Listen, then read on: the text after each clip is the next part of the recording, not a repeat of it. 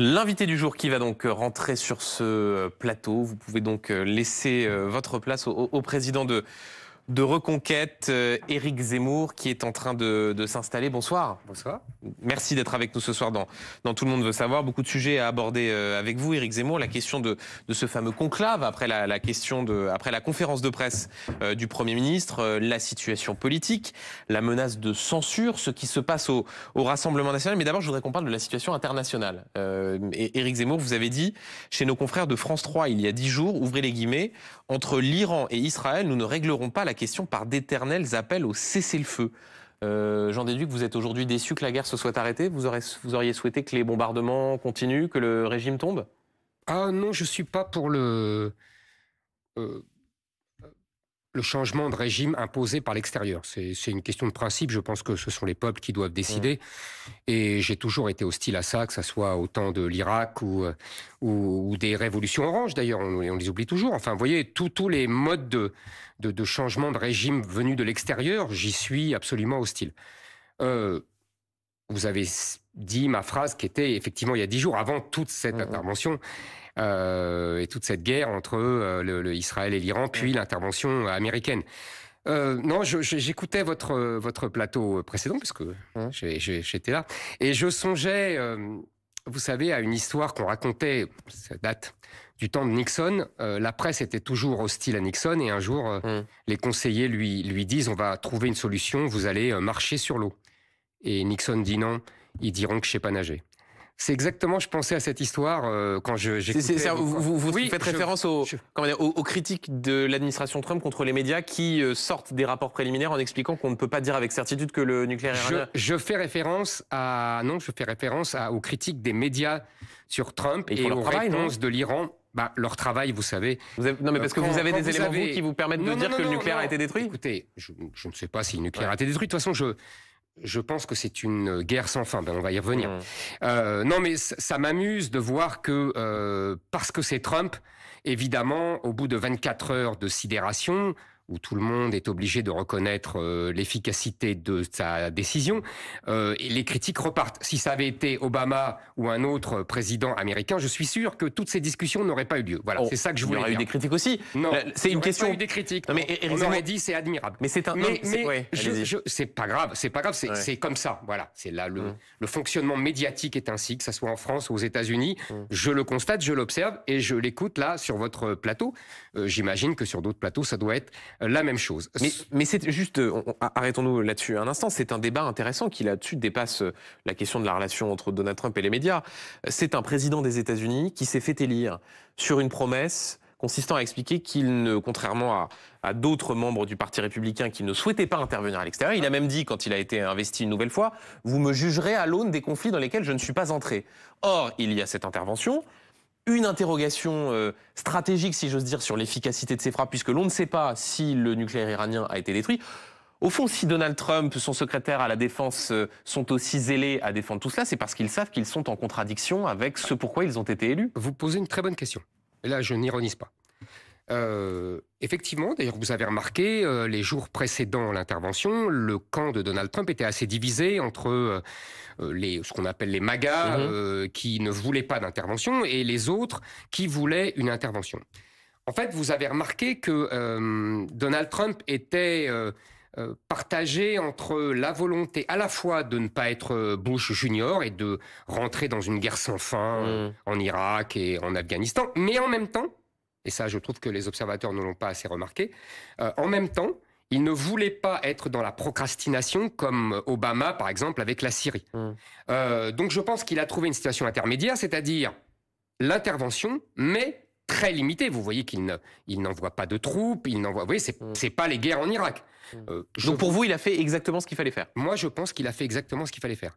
Je pense que, d'ailleurs, les Israéliens, j'ai entendu encore sur votre plateau, on dit qu'ils pouvaient tout finir tout seuls. Moi, je veux bien, sauf que C'est Netanyahou lui-même qui a demandé à Donald Trump d'utiliser sa grosse bombe, comme on l'appelle, parce que personne ne l'a. Et d'ailleurs, vous avez vu qu'au sommet de l'OTAN aujourd'hui, tout le monde était là à vanter son intervention. On avait l'impression de Napoléon à Erfurt avec les princes allemands qui étaient à ses pieds. C'était assez ridicule de la part des dirigeants occidentaux, mais peu importe. Donc, voyez, donc moi, je pense que, si vous voulez, je pense deux choses. Un, il a bien fait. Personne, puis je dis bien personne, ni Israël, mais aussi les États-Unis, mais aussi les pays européens, mais aussi les pays arabes, comme l'Arabie Saoudite ou l'Égypte, mais aussi la Russie, qui ne dit mot, et la Chine ne veulent d'un Iran avec la bombe atomique. Vous aurez remarqué, comme a dit le chancelier allemand, en parlant des Israéliens, mais on pourrait dire ça aussi de Trump, ils ont fait le sale boulot pour tout le monde. Vous remarquez que Poutine ne soutient pas l'Iran, alors que c'est censé être son allié.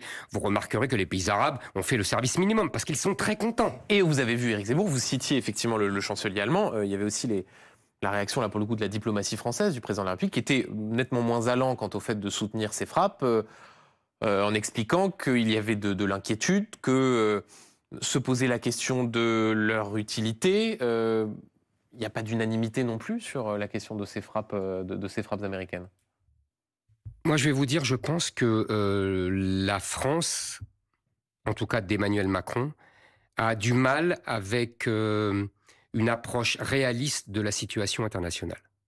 Je pense qu'Emmanuel Macron et le Quai d'Orsay sont en particulier à propos du Moyen-Orient, sont toujours dans la poursuite de chimères. Défendre les deux États. Défendre le droit international, c'est une chimère ?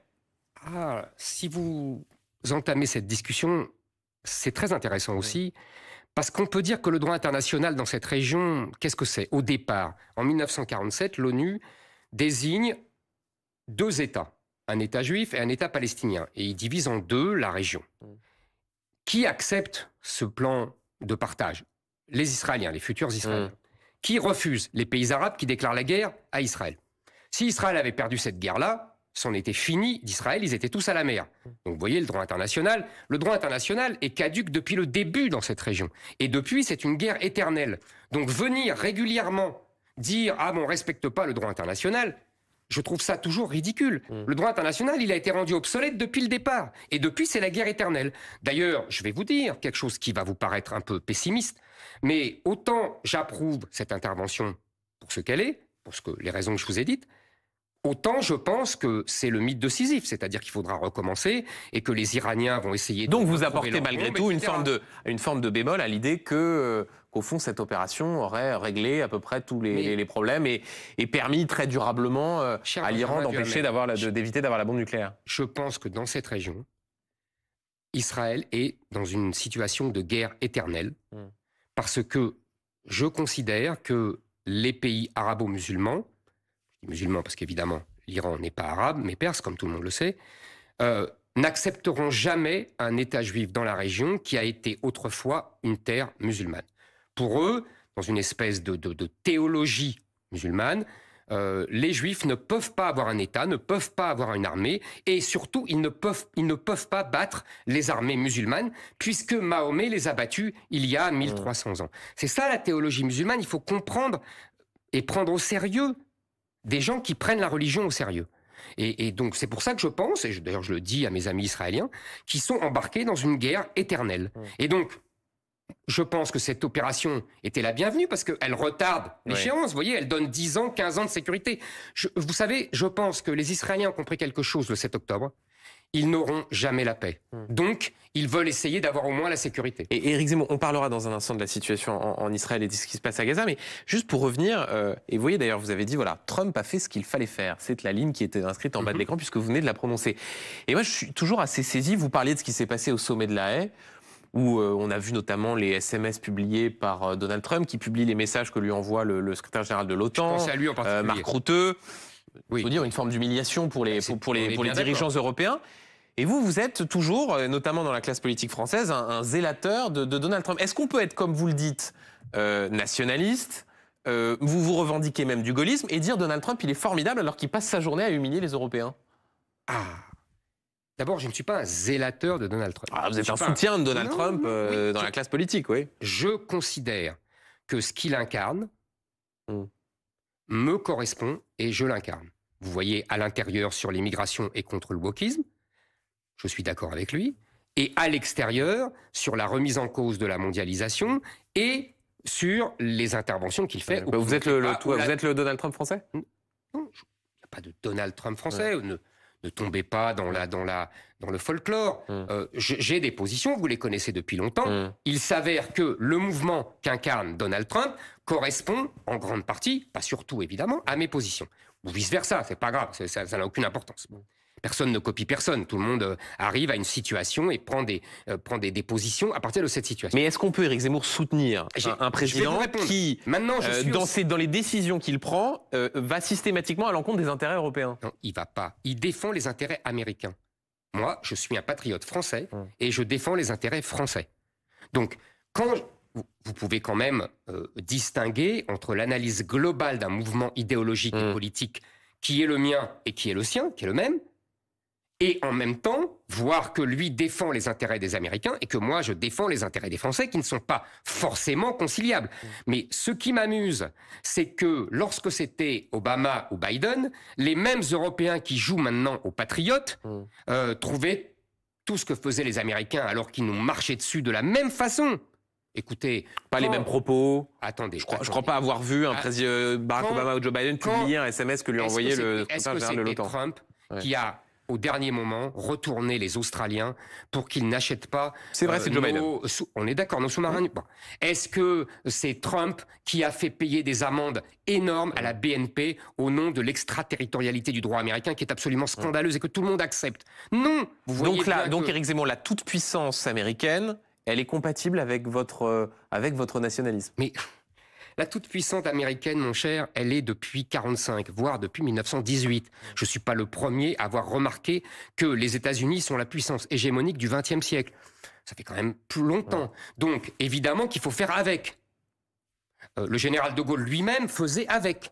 Et pourtant, il avait des positions qui parfois s'opposaient aux États-Unis. Que le général de Gaulle aurait soutenu, mais pas à chaque fois. Pensez que le général de Gaulle il aurait soutenu les frappes américaines je ne suis pas sur les sites nucléaires iraniens? Je ne suis pas sûr du tout que le général de Gaulle aurait été contre. Le général de Gaulle n'était pas un pacifiste. Le général de Gaulle ne passait pas son temps à dire qu'il fallait des cessez-le-feu et il aurait soutenu un président qui tweetait sur son réseau social Make Iran Great Again. Évidemment qu'entre le style de Donald Trump et le style chateaubrianesque, on est loin des mémoires d'outre-tombe, là. Là-dessus, on est d'accord. Ça, c'est malheureusement l'époque, mon cher. Je voudrais, Éric Zemmour, avant qu'on passe sur la politique nationale, dire encore un mot, notamment de ce qui se passe à Gaza, puisqu'on voit bien que désormais, et d'ailleurs l'armée israélienne l'assume, elle va de nouveau se concentrer sur ce qui se passe. Est-ce qu'il faut un cessez-le-feu désormais pour mettre fin au risque de famine, aux bombardements qui se poursuivent? Est-ce que, là, comme responsable politique français, vous soutenez les efforts de la diplomatie, là encore française, pour qu'il y ait un cessez-le-feu à Gaza? Je trouve la diplomatie française dans cette histoire ridicule de bout en bout. Je vous le dis, de ridicule. Demander un cessez-le-feu, c'est ridicule? C'est ridicule. Elle est complètement à côté de la plaque. Souhaiter que des civils ne meurent pas, c'est ridicule? Écoutez-moi. Je pense que dans l'histoire, il y a des moments où c'est la guerre qui règle les questions. Et ce n'est pas demander un cessez-le-feu retarde les solutions. C'est comme ça. Vous me regardez avec des grands yeux. Si Churchill n'avait pas fait la guerre à l'Allemagne, on n'aurait pas réglé la question de l'Allemagne hitlérienne. C'est la guerre qui a réglé la question. Là, je peux vous dire... Donc vous comprenez les buts de guerre israéliens? Vous comprenez, alors que le Hamas est quasiment intégralement détruit, que là, on fait face à des populations civiles qui n'ont pas à manger. Vous comprenez les buts de guerre israéliens? Je vous ai dit que je considère que, 1, les Israéliens sont dans une guerre sans fin, et que 2, ils l'ont compris le 7 octobre, ce qui n'était peut-être pas le cas avant. Et désormais, ils ne cherchent plus la paix. Ils veulent simplement s'assurer la sécurité. Encore une fois, ça ne veut pas dire que c'est la paix qui va arriver. La paix n'arrivera pas. Cette histoire de 2 États palestiniens et israéliens, ça n'arrivera pas à l'échelle humaine. Alors c'est quoi la solution? Personne n'en veut. C'est quoi la solution alors? Mais vous savez, tous les problèmes n'ont pas de solution. Vous dites comme Rima Hassan qu'il faut un État binational? Un seul État et pas les 2 États? Ça veut dire la mort des Juifs. C'est simple. Rima Hassan, elle assume. Elle veut tuer les Juifs et détruire Israël et les mettre à la mort. Pardonnez-moi, je ne vais pas défendre Imad Hassan ce soir. Elle dit pas je veux tuer. Elle dit je veux un État binational laïque qui permettrait de mettre fin. Mais qu'est-ce que ça veut dire les mots que vous venez de dire, Éric Zemmour, pas tuer les Juifs, il faut être un peu sérieux là dans les mots qui sont utilisés. Qu'est-ce que ça veut dire quand vous avez une démographie évidemment beaucoup plus nombreuse du côté arabo-musulman que du côté juif? Ça veut dire la mort du peuple juif et la mort du peuple juif en Israël en tout cas. C'est tout, c'est simple. Donc, elle assume de toute façon. Elle est une militante palestinienne. Ce que je ne comprends pas, c'est pourquoi elle est une députée française. Mais ça, c'est les mystères de la nationalité française. Vous avez parfaitement le droit d'être opposé à elle. Elle a été élue sur un scrutin de liste, députée européenne. Je suis d'accord, c'est ce que je vous dis. Mais la France n'a pas l'air de l'intéresser beaucoup. C'est ça que je voulais dire. Écoutez, ça, c'est votre regard. Éric Zemmour, je voudrais qu'on parle de la situation nationale et l'actualité la plus brûlante, si j'ose dire, c'est le Premier ministre qui a pris la parole tout à l'heure sur la question des retraites. Il n'y a pas d'accord, dit-il, mais des avancées. Et sans accord, le gouvernement prendra ses responsabilités. Il y aura une démarche législative au mois d'octobre prochain, tout en insistant malgré tout sur des points de convergence.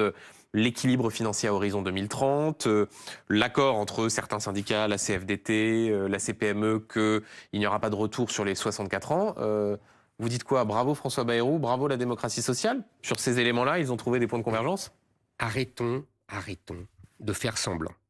Là, on parle entre nous et on n'est pas obligé de faire semblant. Ce conclave, c'est uniquement pour conclaver. C'est pas pour être utile. Ça ne sert à rien. Ça ne sert à rien qu'à faire durer le gouvernement de François Bayrou. C'était d'ailleurs le seul objet. Et tout le monde le savait. Les socialistes, comme les autres. Les socialistes avaient simplement besoin de temps pour se détacher un peu de la tutelle encombrante et parfois vindicative de LFI. Tout ça n'est que combine politicienne. Ce n'est que trompe-couillon où les couillons sont contents d'être couillonnés parce que ils ont des buts politiciens qui leur permettent d'être atteints. Mais quand François Bayrou dit des avancées, par exemple, l'âge de la décote qui se déclenche à 66 ans et demi, la question des trimestres cotisés quand on est en congé maternité, ça pour ceux qui nous regardent ce soir et qui attendent des améliorations concrètes, c'est pas seulement un trompe-couillon, comme vous utilisez l'expression. Je vous parlais de la classe politique. Et je voulais parler des socialistes et de la classe politique. Maintenant, s'il y a des choses qui peuvent permettre d'améliorer la situation des uns et des autres, c'est très bien. Mais comprenez bien que la vraie question, c'est est-ce qu'on remet en question l'âge de la retraite à 64 ans? Vous voyez bien qu'il n'en a jamais été question. C'est pour ça que je vous parle de trompe-couillon.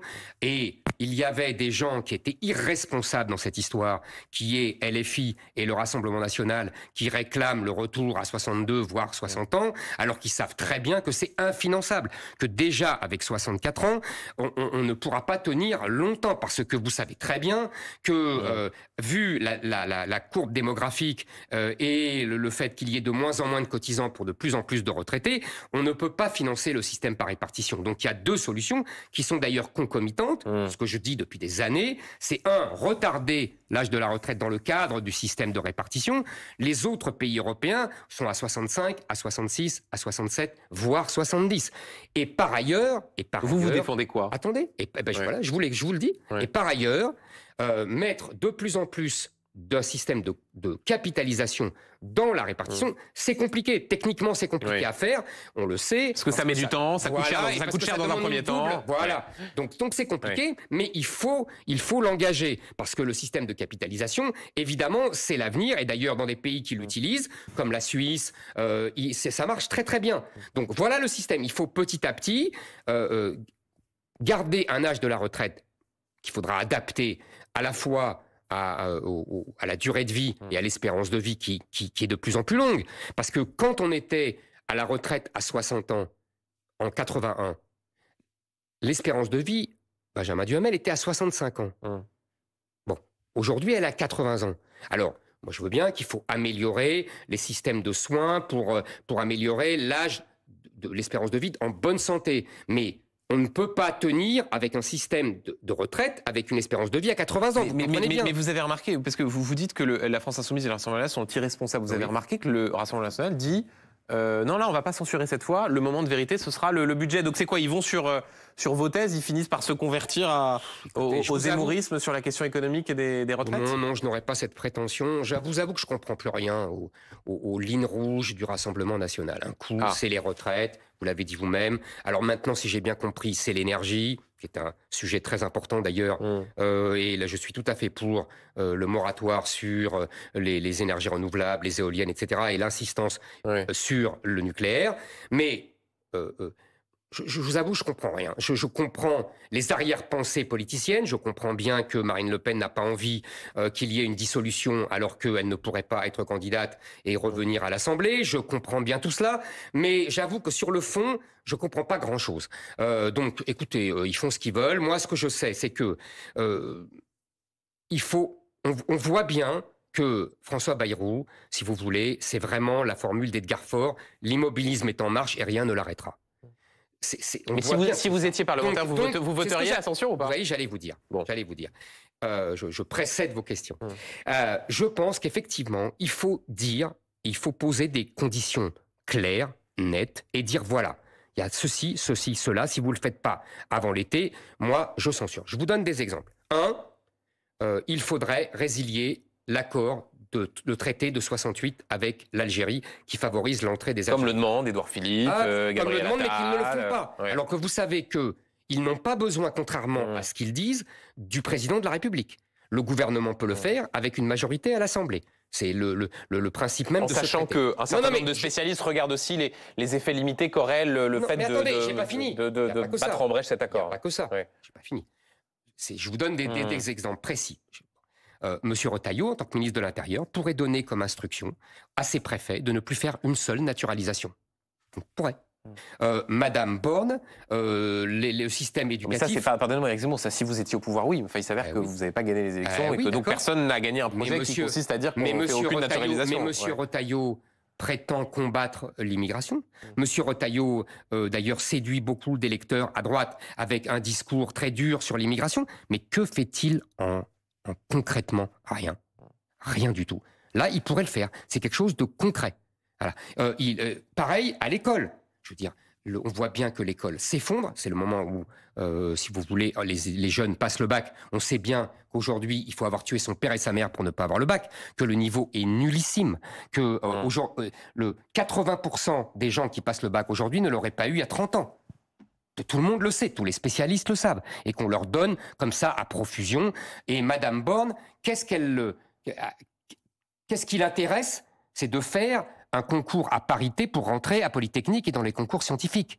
L'un n'empêche pas l'autre. Ah non, attends, tout empêche l'autre. Non, ça va améliorer le niveau, ça? Non. Mais c'est parce que si elles n'ont pas le concours, c'est qu'elles sont moins bonnes. Et est-ce que Benjamin Duhamel, est-ce qu'elle demande des concours à parité dans la magistrature, où il y a plus de femmes qui sont reçues, ou dans les écoles de journalisme, où il y a plus de femmes? Voyez, non. Alors, il faut la méritocratie et l'exigence du niveau. Je constate qu'ils ne le font pas, et que c'est une catastrophe. Éric Zemmour, je voudrais qu'on parle du Rassemblement national, de Marine Le Pen, de Jordan Bardella. Marine Le Pen qui, dans un entretien à Valeurs Actuelles, dit avoir demandé à Jordan Bardella de se préparer à l'éventualité d'être candidat en 2027 si son inéligibilité était confirmée. Vous aviez répété, vous, sur cette antenne, souvent pendant cette campagne présidentielle de 2022, vous étiez candidat, Marine Le Pen ne peut pas gagner, et tout le monde le sait. Est-ce que vous dites pareil de Jordan Bardella s'il était candidat? Écoutez, en tout cas, ce que je peux dire, je ne veux pas prophétiser, mais ce que je peux dire, c'est qu'il n'a pas gagné les législatives. Et que c'est en partie de son fait. Et qu'on a vu, pendant cette campagne des législatives, puisqu'il était candidat au poste de Premier ministre, ses limites et ses carences pendant cette campagne. On a vu qu'il n'était manifestement pas prêt à être Premier ministre. Je ne sais pas s'il sera prêt à être président de la République. Vous pensez qu'il n'est pas prêt, trop jeune? Entre autres. Ouais. On ne peut pas être président de la République à 31 ans? Vous savez, la dernière fois qu'un homme de 30 ans a dirigé la France, il s'appelait Napoléon Bonaparte. C'est-à-dire que c'était un génie qui avait tout lu et qui avait sauvé la France 10 fois avant de prendre le pouvoir en Italie, etc. C'est pas, je crois, offenser Jordan Bardella que de dire qu'il n'est pas de ce calibre-là. Donc, je Mais pense c'est étonnant parce que vous avez des mots sévères contre lui et en même temps non, sur la. c'est pas sévère, c'est très lucide au contraire. C'est un garçon talentueux. À son âge, c'est absolument formidable. Et vous êtes plutôt idéologiquement plus proche que lui, puisque je vous ai entendu notamment quand Marine Le Pen était chez nos amis et confrères des grandes gueules sur RMC, dénoncer les propos qu'avait tenus Marine Le Pen sur la question de l'immigration, sur la question du voile, de l'islam. Vous êtes plus proche de Jordan Bardella, qu'on dit sur une ligne identitaire, que Marine Le Pen? Je vais vous dire, je ne sais pas ce que pense Jordan Bardella. Je vois ce qu'il peut dire dans des soucis tactiques, ceci, cela, pour élargir le champ d'action du Rassemblement national. Mais Jordan Bardella est aux ordres de Marine Le Pen. C'est Marine Le Pen qui commande. Il n'y a pas d'autonomie à ce niveau-là. C'est Marine Le Pen qui dirige et Jordan Bardella qui applique. Maintenant, mon désaccord avec Marine Le Pen, il est profond. Il est, je l'ai encore vu, je crois que c'était chez vous, aux grandes gueules, dire que, de nouveau, ce qu'elle avait déjà dit d'ailleurs, que l'islam était compatible avec la République, qu'elle distinguait entre l'islam et l'islamisme. Et c'est pas la même chose, l'islam et l'islamisme, Éric Zemmour. Ah bah c'est exactement la même chose d'ailleurs. C'est une religion et l'islamisme est un dévoiement politique d'une religion qui est utilisée comme étant un projet de société. Dire à ceux qui nous regardent ce soir, et Éric Zemmour, on a déjà eu cet échange des tonnes de fois, et donc on peut le réavoir une nouvelle fois, et à chaque fois je suis obligé de préciser les choses. Pour ceux qui sont de confession musulmane ce soir et à qui on dit, en fait, la religion que vous pratiquez au quotidien et l'islamisme c'est la même chose, c'est offensant pour ceux qui nous regardent. C'est pas du tout offensant. Alors je vais vous dire quelque chose. L'islam et l'islamisme. Pardonnez-moi, mais juste. Pardonnez-moi. Non, c'est moi qui réponds. Pour un chrétien, parce que c'est pas quelqu'un qui a sa foi chrétienne, on ne l'assimile pas à des massacres qui peuvent être commis au nom d'une vision dévoyée d'une sorte de pureté. D'abord, l'islamisme, ce n'est pas des massacres. Ce n'est pas seulement des gens qui massacrent. Vous voulez dire par là, terroristes et Marine Le Pen, puisque vous êtes d'accord avec Marine Le Pen. Je suis pas d'accord avec Marine Le Pen. Si, vous êtes d'accord. Mais c'est pas grave, vous avez le droit. Toute la classe politique est d'accord avec Marine Le Pen. Monsieur Retailleau est d'accord. C'est bien la première fois qu'on me dit ça, mais c'est intéressant. J'essaie juste de faire un peu de contradiction dans l'exercice de l'interview. Mais c'est pas grave, vous avez le droit. Mais j'ai le droit de répondre. Et vous avez le droit. Bon, voilà. Donc d'abord, islam et islamisme sont deux noms synonymes. Ils sont créés pour cela, premièrement. Et la sémantique n'est pas négligeable. Deuxièmement, on ne fait de différence que depuis justement 79. On a parlé de l'Iran tout à l'heure, c'est justement après la révolution iranienne. Troisièmement, et vous avez très bien dit, vous avez dit les chrétiens. Vous croyez, comme Marine Le Pen, comme M. Retailleau, comme d'autres, que, selon la belle formule de Rémi Braque, qui est un grand spécialiste de l'islam est le christianisme des Arabes. C'est faux. L'islam n'a jamais fait la différence entre le spirituel et le temporel, entre le religieux et le politique. Donc, la religion musulmane est par essence politique. C'est comme ça. Et les musulmans le savent. Et là encore, Éric Zemmour, sur les plus de 5 millions de Français musulmans. Non, arrêtez. Mais non, mais pardon, Éric Zemmour, arrêtez. Féliciter. Mais c'est pas une question d'Arcom. Mais c'est pas une question d'Arcom, Éric Zemmour. C'est une question de contradiction dans l'interview et de ceux qui sont de confession musulmane qui nous regardent ce soir. L'Arcom est contente de vous. Maintenant, vous allez me laisser parler. C'est pas l'Arcom. Si, c'est l'Arcom. Je connais les. J'ai fait de la télé avant vous. Donc je connais le cirque de la maîtrise de l'antenne. Il n'y a pas de cirque, Éric Zemmour. Il n'y a pas de maîtrise de l'antenne. Maintenant, je vais continuer. Je continue puisque j'ai le droit de répondre quand même. Si je vous pose la question, oui. Bon. Madame Le Pen dit il faut interdire le voile. Vous êtes d'accord? Et en même temps, elle dit la religion musulmane, il n'y a aucun problème. Mais sauf que le voile est prévu par la religion musulmane. Et c'est une contradiction. C'est une contradiction du programme de Marine Le Pen. Mais pourquoi? Pourquoi c'est une contradiction? Parce qu'elle ne comprend pas ce qu'est l'islam, comme vous. Parce que vous ne savez pas que l'islam, c'est l'islamisme. Et c'est incompatible avec la République française, parce que la République française, c'est liberté, égalité, fraternité. Or, l'islam, c'est soumission, inégalité, hommes et femmes, infidèles et musulmans, et fraternité uniquement avec les musulmans. Et je finis. Moi, je distingue, parce que c'est important, vous avez dit les musulmans qui regardent. Alors moi, je vais leur parler aussi. Moi, je distingue entre l'islam et les musulmans. C'est-à-dire que je dis aux musulmans, je connais votre religion, comme vous la connaissez.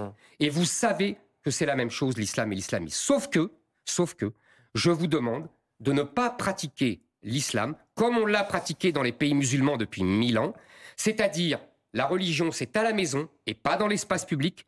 Et donc pas de voile dans l'espace public, entre autres. Et deuxièmement, les Français qui ne sont pas musulmans sont vos frères. C'est très important. Et vous voyez, une dernière chose. L'apostasie, vous savez ce que c'est? C'est le changement de religion. Les musulmans n'ont pas le droit de changer de religion sous peine de mort. Est-ce que vous considérez, Benjamin Duhamel, et je poserai la question à Marine Le Pen si elle était là, que c'est compatible avec la République? Mais vous pensez qu'aujourd'hui, vous pensez que les musulmans et les musulmanes de France défendent l'idée d'un crime d'apostasie? Ah oui. Que les plus de 5 millions de Français musulmans et de Françaises musulmanes défendent le fait que l'apostasie soit condamnée comme un crime? C'est écrit dans le Coran, donc c'est accepté par tous les musulmans. Et Benjamin Duhamel, faites votre boulot de journaliste. Demandez aux journalistes de BFM d'aller enquêter auprès des gens qui se convertissent au christianisme alors qu'ils sont musulmans. Et vous verrez leur sort. Faites votre boulot. Mais je crois que je fais mon boulot, Éric Zemmour. Et j'aurais aimé encore vous poser une ou deux questions, mais je vous réinviterai. Et en tout cas, il n'y a pas sur ce plateau ni de contradiction qui est faite pour l'Arcom, ni de maîtrise. Il y a un échange. Mais oui, il est vif. Je vous ai répondu. Et je réponds. Merci. Et alors, je tiens à vous dire une dernière chose. Et c'est terminé. On n'a plus le temps, on doit lancer la pub. C'est vraiment important. En quelques secondes. En une seconde. Un chiffre. 64% des Français, dont 88% des électeurs du Rassemblement national et 90% des électeurs de LR, pensent comme moi que l'islam n'est pas compatible avec la religion. Merci Éric Zemmour d'être venu nous voir dans Tout le monde veut savoir.